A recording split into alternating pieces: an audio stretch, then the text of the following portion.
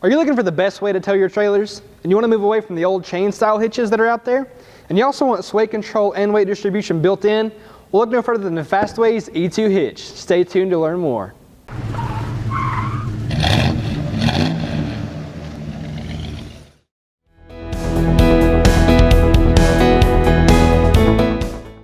Alright guys, so let's talk about the Fastway E2 hitch for just a minute. Alright, so if you compare it to some of the chain style hitches that are out there today, the first thing you're going to notice is the addition of spring arms. Now what does that do? What makes it different?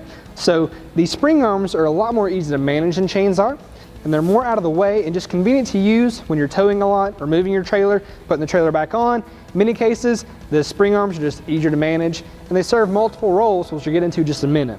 Okay, so let's take a minute and talk about weight distribution, why you need it, why it's important, and how this kit can help achieve that weight distribution that you need. Okay, so first of all, in many cases you'll probably have noticed a big trailer and a small truck. There's going to be a little bit of sag in the center where the trailer meets the hitch. And that's pretty common now, but what is sag actually doing? What is it? So what sag is doing, it's actually putting a lot of the weight on the rear axle of the vehicle, and what that's doing in turn is removing some of the weight from the front axle. Now, what does that do though? So if you remove a lot of the weight from the front axle, that's what you use to steer with, so you're removing some of the stability and traction that you have to the road, which actually is pretty dangerous. So to help alleviate that, these kits, or this E2 kit, has a built-in weight distribution, and these are from the spring arms. Now what this does, so what we're going to do, take the spring arms from the hitch, and these are going to attach to the trailer with these L brackets here, and we're going to lift it up. And that's going to take a lot of the weight off the rear axle, and it's going to distribute it along to the front of the trailer. So that's going to help that weight distribution happen. So the front's going to be lifted up, the front of the trailer will be lifted up, the rear of the truck will also be lifted up, and it'll help create this balance that we need. And that's ultimately going to put that weight back on the front of your vehicle and give you that control back where you need it. Okay, so with that said, let's talk about sway control now. Alright guys, so if you have a hitch, or if you've been in the hitch industry for a while, you're going to know that a lot of hitches out there already come with the weight distribution included. That's just part of the kit. But not many of them come with the sway control built in. Now, you can buy some add-on bars that are going to help compensate for that lack of sway control, and those typically come included with a steel on a brake pad. Now, steel on brake pad is great. That's what trucks and cars use to create that friction to slow down. Now, I'm going to say this word or this phrase maybe once or twice, but I'm going to say the coefficient of friction.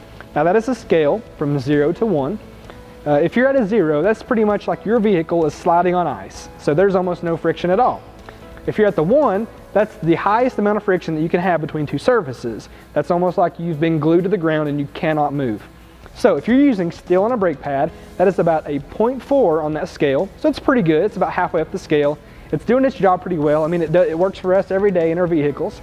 But if you're looking for a more heavy-duty application, if you're hauling a trailer, for instance, or for instance trains actually use a steel-on-steel friction.